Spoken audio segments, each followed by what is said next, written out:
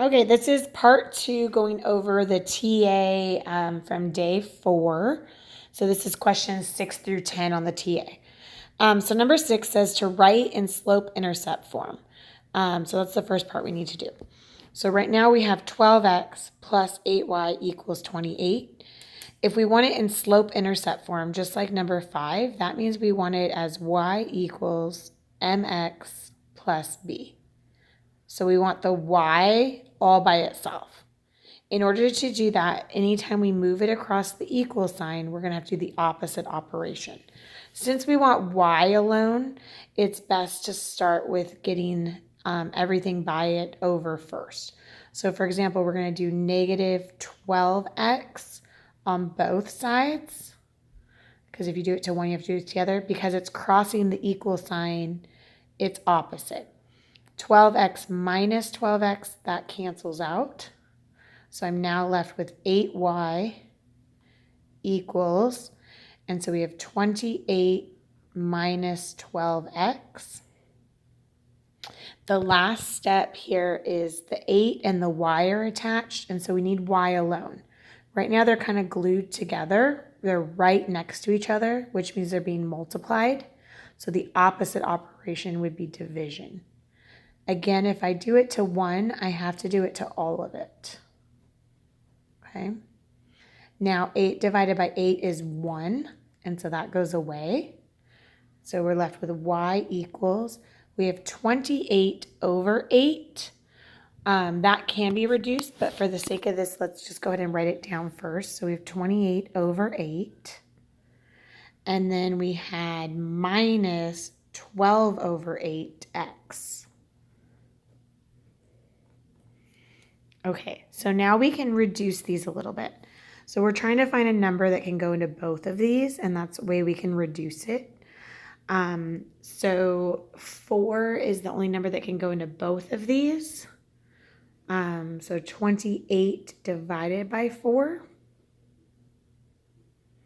and then 8 divided by 4. Okay. A little bit out of room here.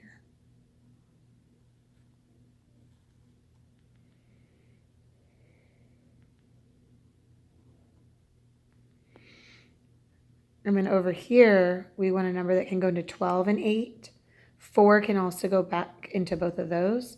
So 12 divided by 4 is 3. Don't forget this is a negative. And then 8 divided by 4 is 2. And then don't forget your x is here. Okay. Now, we are in y equals mx plus b format. The difference is we usually like to have the x first.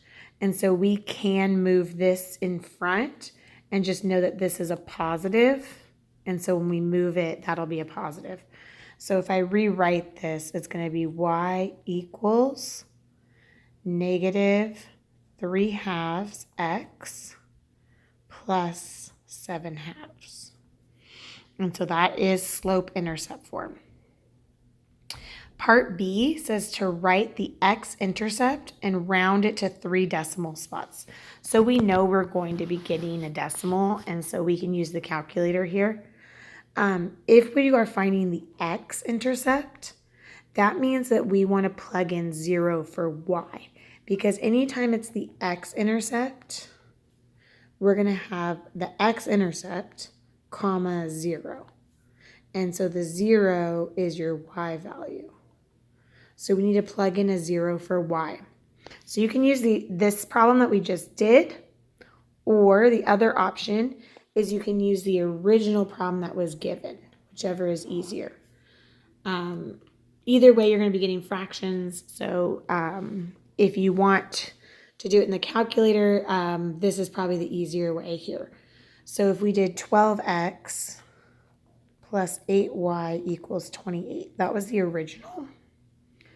Instead of y, we're going to substitute it for 0. So we're going to substitute a 0 in for y. So that goes away. So this stays. We're left with 12x. We have 8 times 0. That's just 0, so that goes away. And then this comes down and we have 28. X is almost alone, so we just need to divide both sides by 12. And so this is where we get our decimal, okay? 12 divided by 12 is 1. And so we get x equals 28 divided by 12, okay? And so in order to do that, you can just put it on the calculator, and you should get roughly 2.333. So that is your x-intercept. It asked you to write it as a coordinate, and so that's where this 0 came in. And so this should have been your answer to 6B. Now we just have to graph it. So we have the x-intercept right here. So we could go over here, and our x-intercept is going to be 1, 2, and 0.3, 2.3. So it's like right there. And then our b is actually given as well because we did it in slope-intercept form. So remember, this is my b here. And 7 over 2 is 3.5. So my y-intercept is 3.5. 1, 2, 3.5. Okay, that is enough to graph it. So we can just combine the dots, and you have your line. Okay, last problem, number 7, which is 3 parts. So I know it's a little hard, it's a little longer. So number 7 says determine which is parallel, perpendicular, or neither.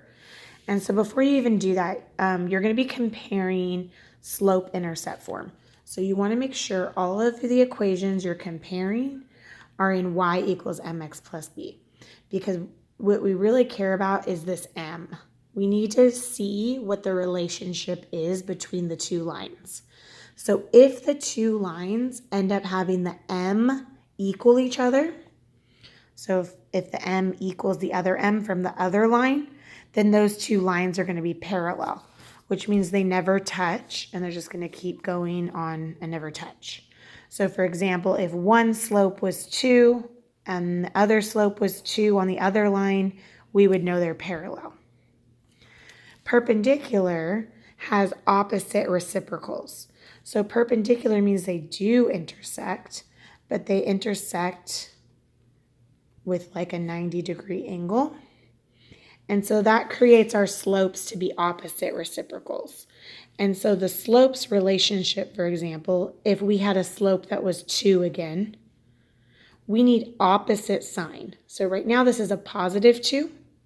So we would then need a negative. And then reciprocal means we flip it. So this is saying like 2 over 1 right now. And so if I flip that, it would be 1 over 2.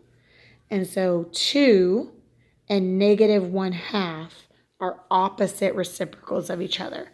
And so if that occurs, then you know that your two lines are perpendicular. If neither of these happen, then your answer is neither, that they have no relationship. So let's go ahead and look at the problems real quick.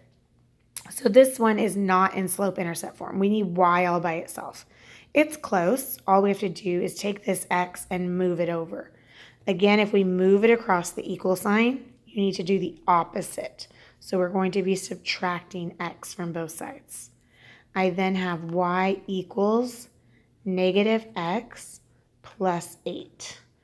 All I care about from here is my slope. My slope is in front of the x value. This is a 1 right here. So for this line, my slope is negative 1. The other line is over here. This is already in slope-intercept form. We have y equals mx plus b. My m is already shown here. And remember, there is a 1, but that is negative. So we have a negative 1. And so that does match the other one we just got. Since they match, when the slopes match, that means we have parallel lines. So the answer to A was parallel. Okay, let's do B. So B again, we need it in y equals mx plus b. We need this y all by itself. We're going to subtract 9x from both sides. So we end up with negative 6y equals negative 9x minus 20. We're going to divide everything by negative 6. And so we can actually keep this second one in a fraction if you want, but we do need to reduce where we can on the slope so that we can see what's going on. We have a negative divided by a negative. That's going to turn into a positive. And then 3 can go into both of these. So 3 goes into 9 3 times, and 3 goes into 6 twice. A negative divided by negative is going to be a positive. Okay, so this is my slope right here. So my slope for this first one is a positive 3/2. And then you can continue this if you want. It's plus 20 over 6. But right now, all we care about is the slope. Okay? Then we can do the second line and compare it. Y is almost by itself. We need to divide both sides by -3. Divide everything. So we get y equals, this is a positive and a negative, so that it is a -2/3. That cannot be reduced. And then a negative divided by a negative, this will be a positive 11/3. So my slope here is a -2/3. So your question is, this one is 3/2. It's positive. This one is negative, and it is a reciprocal, 2 over 3. So we have 2 over 3 versus 3 over 2, and one is positive, one is negative. So this is what opposite reciprocals are. And so since that's the case, then this one is perpendicular. Part C says the answer is whichever one you didn't use. So we used parallel, we used perpendicular. The third option was neither. We don't have another equation we have to do. We just said the one we didn't use was neither. And so that was our first TA. Again, please come to tutoring if you need extra help and study. And then if you're retaking this, get with me for a time that works for both of us. Thanks, and I'll see you in class.